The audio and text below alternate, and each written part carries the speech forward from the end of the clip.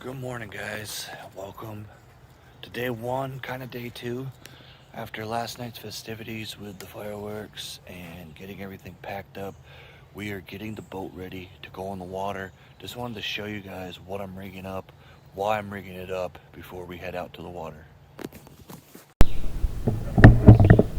Okay guys, so what we're going to do here, we're going to get some baits rigged up while the wife sleeps in, have everything ready so that when we hit the ramp, all we got to do is launch the boat and fish. One of the first baits we're going to rig up here is a Bandit 200. This is kind of a medium diving 4 to 8 foot crankbait. It's actually the one I just bought. If you see my first video, this is the one I just bought at Bass Pro. It's got a flashy color. I think it's going to work for some of these smallmouth. It definitely works on largemouth. I've used it back in Vermont. So we're going to put that on a medium powered carbon fire cranking rod.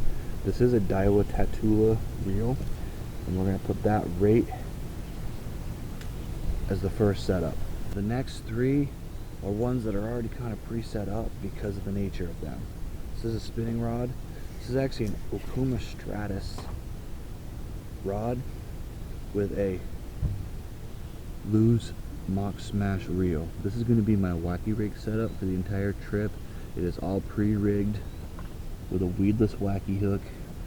This one is going to be pretty much a stable, consistent rod that I'm going to be using anytime I need to fish a worm.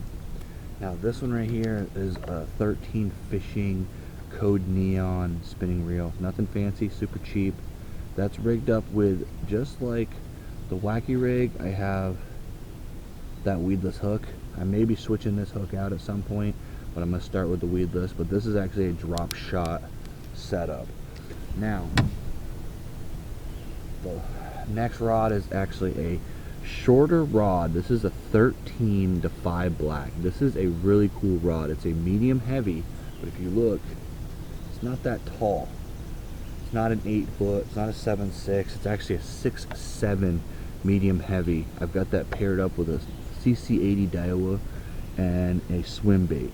This is the Pro Blue Shiner color, but I may be swapping this out for this color right here that my wife found. It's actually Green Pumpkin Candy. Basically, it is Green Pumpkin Magic, sorry.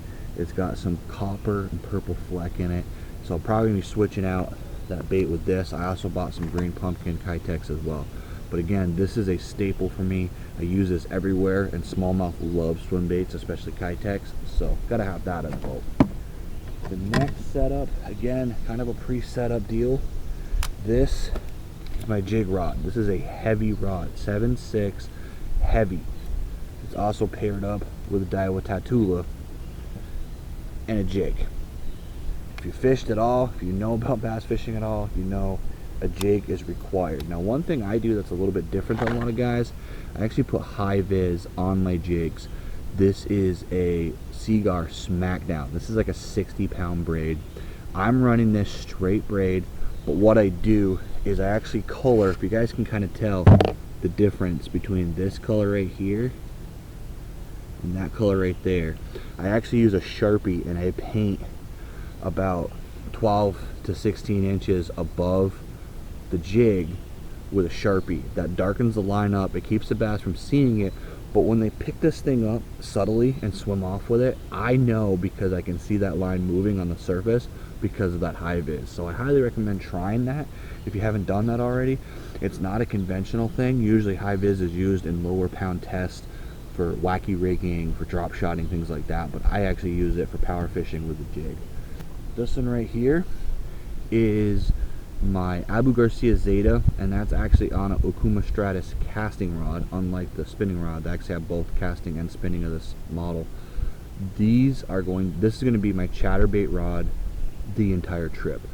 For some reason, I don't know why, this combination has caught me the most fish on a chatterbait. It's a little bit faster reel, it's a good quality reel, it's a decent quality medium heavy rod, and I just do really well with this. So I have it rigged up with a snap. I will be switching out different size chatterbaits. I'm going to be trying to play around with the Mini Max because, again, smallmouth, but I'm going to be playing around with a bunch of different chatterbaits, some that I've made, some that I've made skirts for, things like that, but this is a dedicated chatterbait rod. The reason why we have so many rods in the boat, in case you've ever wondered why bass boats are always loaded down, is for efficiency. If I'm in deep water that has a lot of vegetation, I can easily switch to that jig. If I'm fishing medium to deep to shallow water that just has small submergent vegetation or rock or anything that I want to try to work something through, I can work that chatterbait, I can work a square bill through. Out in deep water, I can drop that drop shot straight down on them for a vertical presentation. The wacky rig is the wacky rig. If you don't know what the wacky rig is when you're bass fishing, well, you probably should. That is a bait that just works in every possible depth, so I have to have that on the boat. Basically, the point of the moral of the story is I want to be able to pick up a rod, cast it, no matter what situation I find, because I have never fished these bodies of water. I have essentially no baseline on these bodies of water other than a little bit of Google Map searching and some YouTube videos. So we're actually going to be figuring this all out together. I'm going to see if I can go get the wife woken up. I think I heard her alarm go off, and then the next time you guys see me, I'll be on the water. Fishy, come on, fishy.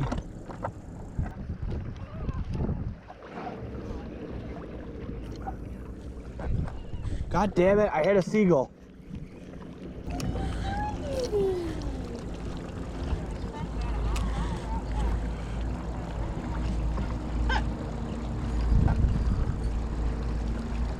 How's she doing? Yeah, how are the cats doing?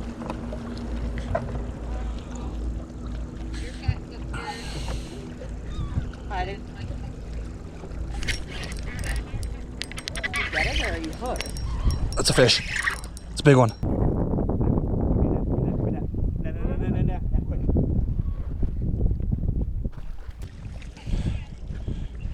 Ah!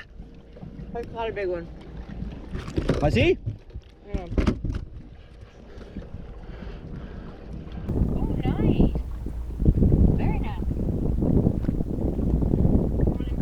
There you go, guys. Cayuga. Come on, get that.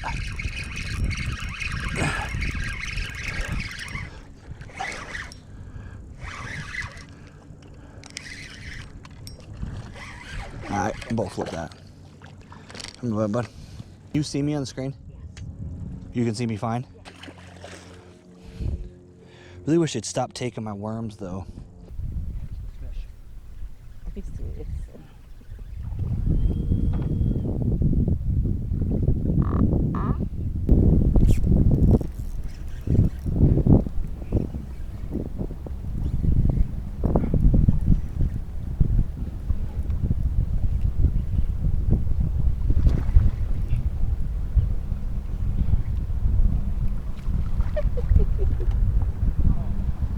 You lost the worm, but you got the fish. Number 5.